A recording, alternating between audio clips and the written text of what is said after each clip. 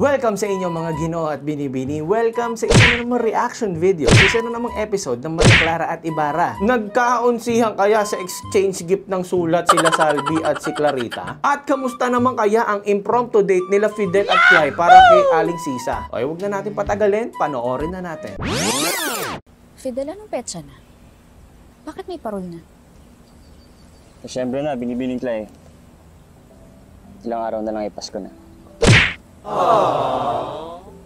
Na-miss niya yung family niya. Sinong kasama ng airmats niya sa Noche Buena? Binibining Clay, saan ka naman uuwi? Sa ibang panahon ba? Sa hinaharap na inimbento mo upang ako'y paglaruan at pagtawanan. Sabi ko na nga ba, hindi ka rin maniniwala. Paano ko nga painiwalaan na kabalbalan ng isang dalaga? Batid na ako ay kayang paikutin sapagkat siya iniibig ko na. Sandali, bakit galit ka na naman? Fidel, ano na naman ang pumasok sa kokote mo, Fidel? Para kayong aso't pusang dalawa eh. Gulo nyo eh. Alam mo, dapat sa inyo, kinukulong na dalawa sa isang kwarto eh. Tapos doon kayo mag-usap ng maayos. Usap lang. Pwede naman yun, di ba? Usap lang. Ha? Ay talaga. Kung nais mo kong pahirapan sa pagsuyo sa'yo, tatanggapin ko yun. O kung nais mo kong utusan na ipagsiba kayo ng kahoy o pag-igib kayo ng tubig sa batis o balon, gagawin ko yun. Binibining Clay, lahat gagawin ko para sa'yo. Talagang seryoso ka pala talaga, no? Ang lakas ng tama mo, boy. Ganda mo, tay! Halika na at ituloy na natin ang paghahanap kay Aling Sisa.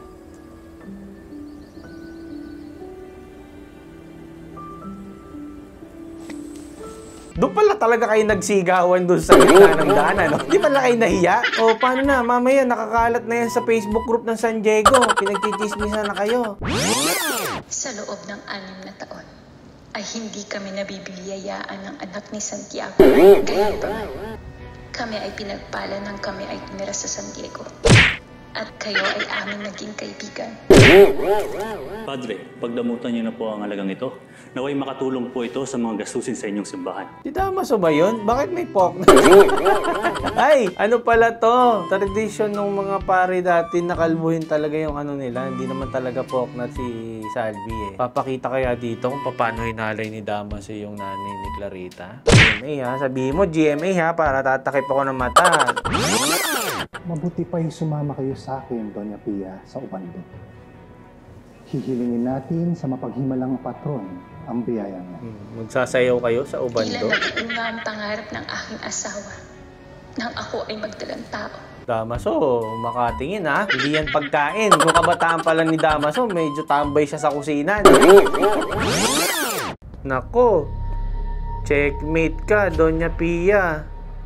Ano na? Paumanhin po, Padre Damaso. Kinulong? Pero bakit ho tayo dito mangungutpisal? Oh my gosh, GMA. Papakita nyo ba talaga? Papakita nyo ba talaga yung origin ni Clarita? What the? Tandaan mo pa ba ang araw na binungisan mo ako? Napakasama mo, Praile! Wala ba nang nakarinig? Wala bang tao doon? Tambato sa Ubando. Imposible namang walang tao dyan sa bahay na yan. Imposible namang hindi narinig yung sigaw ni Doña Pia. Ano yan? Naka-soundproof? Panet!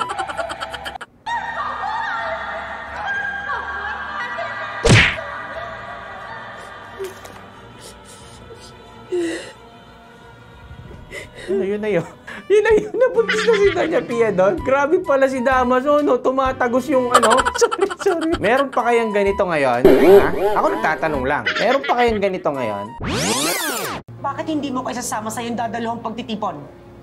Tingnan mo nga, ano yun na sarili? Naligo ka na ba? Ipahihiya mo lamang ako sa manata. Grabe naman. Cariño, por favor! Keno mo solasyon. Hindi siya keno. Basta sasama ako! Ay! Kapag hindi ka titigil, hihiwalayan kita. Ba't naman yun, Alperez? Walang sakitan, sasama lang eh. Doña Consolacion, maligo ka naman sana siguro, magdamit ng maayos. Pero mukhang outfit naman si Doña Consolacion. Ano bang outfitan ang gusto nito ni Alperez? Hoy! Sisa! Karine, umakyat ka rito at narito ang mga anak mo. Ito si Raulo to. Pagtitripan pa si Aling Sisa. Yari ka dyan, Aling Sisa. Pagbubuntunan ka ng sama ng loob nito. Donya Konsolasyon, kung makahoy ka kay Sisa. Tropa mo? Hoy, pare! Anak mo? Dito! Tara! Akit ka! Ganon? Feeling close ka, Donya Konsolasyon, ha? Bakit hindi ka pabihis? Ano ba nangyayari sa'yo? Nasa labas na si Crisostomo. Ay, talagang pinush ni pare.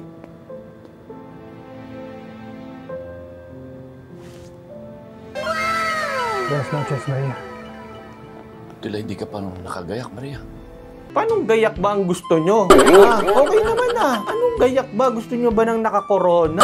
Ano bang gusto nyo? Okay naman yung suot ni Maria Clara. Ano ba to? Pantulog look ba to? Talaga niya pang malakasang OOTD? Mailalakas pa pala yan? Nahiya naman kami dito sa generation namin. Para ngayon, 5 to 10% na lang ng katawan ng may damit. Maria. Ano nangyari, be? Ano ba ang iyong suliranin at ayaw mo na raw ituloy ang pamamanikan? Do you need space? Ganyan? Sarap pa talaga ng altar nila, no? Por favor, Maria. Mari bang sabihin mo sa akin kung ano bumabagabag dyan sa isipan mo? Na nakagawa ako ng isang malaking kasalanan sa'yo. Grabe yung mga pa-blind item mo. Paano yan? Mag-iisip si Ibarra kung ano yung kasalanan na yon. Yan ang meras kong Master Tonobia. Ano? Ngunit hindi ako uurong kahit ano pa man ang nagawa mo kasalanan. Iba? Ayun yung tindihan kita. Ganon! Magmahal ang Ibarra! Wala akong pakibe kung anong nagawa mong mali. Basta mahal kita! Ganyan! Iba din eh! No? Plus pogi point ka dyan, Ibarra. In fairness. Ang iyong mga liham. Yun pala yung kasalanan niya. Kapalit ng liham ng aking ina. Pinagkalulong kita. Sorry na, be! Yun na ginawa ko, Crisostomo. Natry siya na, mi amor. Traidor na ba yun? Yun na ba yun, be? Todo na ba yun? Alam mo, kung ako si Ibarra, Larita, be, huwag ka nang umiyak. Small things lang yun. Ano ka pa? Mi amor. Pero tawa na, me. Patawarin mo mo, Crisostomo. OA naman itong makaiyak si Clarita para sulat lang. Sabi mo, nandito ang mga anak ko. Asa na ba mga anak ko? Ang sabi ko, magkantar. Dito yung mga anak. Aba? May panlalatigo pa. Ingot ka pala eh. Nilalatigo mo, pinatatayo mo. Kung hindi ka ba naman tuligat kalahati, gano'n niya Konsolasyon eh. May pa-stage ka pa dyan. Ano yan? Pilipinas Got Talent?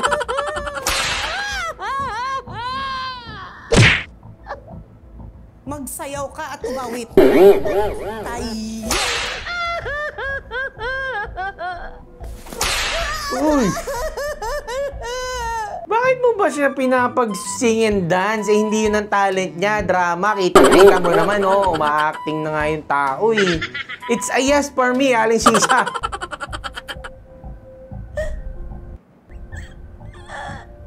Ala, nagsada ako na.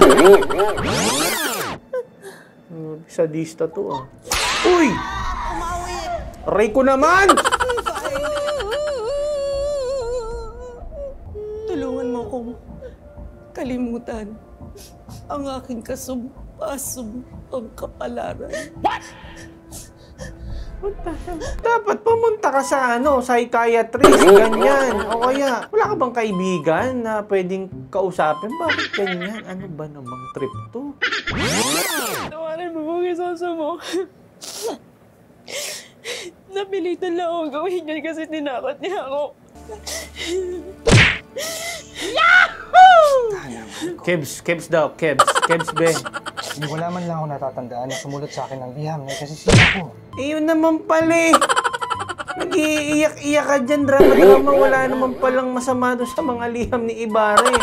Naman si Clarita, may pagkabubita din minsan eh, no? Para saan yung ngal-ngal mo? Para sa wala. Gusto mo maghanap ng mga bagay na subversibo. Kaya't huwag kang mag-alala. Dahil nauunawaan ko yun.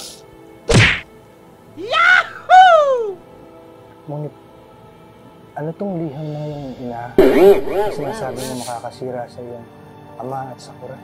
Nako, ayun. Yun lang. Tanggapin kaya ni Ibarra pag nalaman niya yan? Di ba big deal sa kanila yan?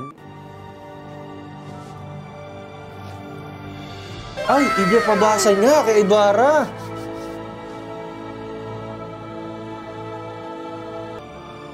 Hala, malalaman pala ni Ibarra yung totoo. Kapag nabasa mo yan, Baka mawala ka na ng gana sa akin. nakakabag pa siya. Kung papakasalan mo pa ako. Kung dapat pamilya mo para sa'yo. Grabe, guilt trip yan ha. Talagang binasa sa harapan eh. Hindi na makapag-antay si Ibarra. Ang bilis mo naman magbasa. Page 2 ka kaagad. Itigil na yan. Wala kang awa, Ginang. Bakit kayo pumasok sa pamamahay ko? Oo nga. Iwan niyo ang baliw at magsilayas na kayo! Malaki ako batok. ang tunay na baliw rito? Hindi na kayo naawa sa kanya? Sinasagot mo ko sa sarili kong pamamahay? Lalatigo ka? Hoy! Hoy! Yan ang Fidel natin, di ba? To the rescue talaga pagdating kay Binibining Clay. Plus pogi points na naman ng ating binata. Batid naman ang buong San Diego na ikinakahiya ka ng Alferez. At sa deal palagay to. ko ay hindi ipagpapalit na aming pagkakaibigan. Dahil lamang sa'yo na hindi naman niya pinapahalagaan. Grabe ka naman, Fidel. Ang sakit mo magsalita. Ibigay. Tayo na. Doon niya konsolasyon. Ano ka ha? Pa-check up ka. Baka bukas makalawa. Padala ka na rin sa suspisyo. Sige ka. Hindi pa po ba sapat ang sinabi niya na kaya siya pinag-aral ng kanyang ama sa Europa upang magamit niya ang kanyang natutunan para makapaglingkod sa ating Hindi po ba subversibo yun, Padre? Naisa ni Clarita si Pok. Nagigil na gigil oh. Ina, puro I love you, I miss you, baby. Ang nandito. Walang silbi tong sulat na to. Napeki ako ni Clarita. Wala namang halaga yung sulat na yan. Kumpara dun sa bigat ng sulat na binigay mo kay Clarita. Engot ka rin eh. Sana all! Ganun na siguro sabi niya.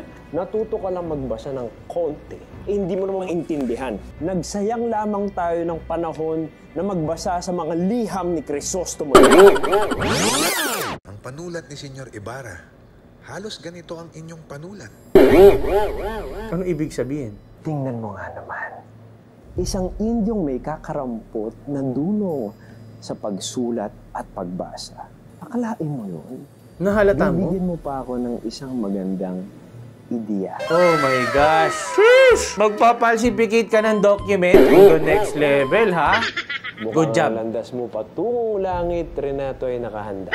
Good job, bata. Good job. Buong trabaho. Bueno, mukha ni Renato. Maaari ka na umalis.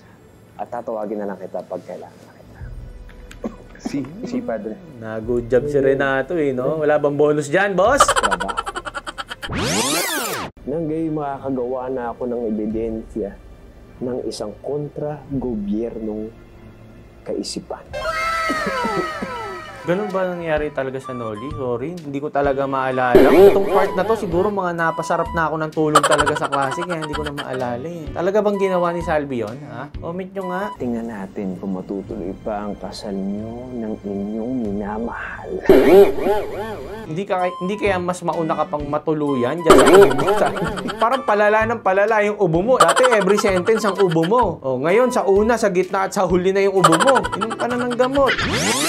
Magtagumpay kaya ang pamimeke nito ni Poknat sa mga sulat ni Ibarra? Pero in fairness kay Ibarra ha, ibang level ang pagmamahal na kay Clarita, di ba? Sana all talaga. At saan kaya dadalhin ni Fidel at ni Clay itong si Aling Sisa? Ibabalik kaya nila ito sa huspisyo, sa bahay nila, or sa bahay na naman ni Ibarra? Alamang, na ano kaya mangyayari? Panoorin na lang natin next episode. Hanggang sa muli, mga Gino at Binibini. Bye-bye!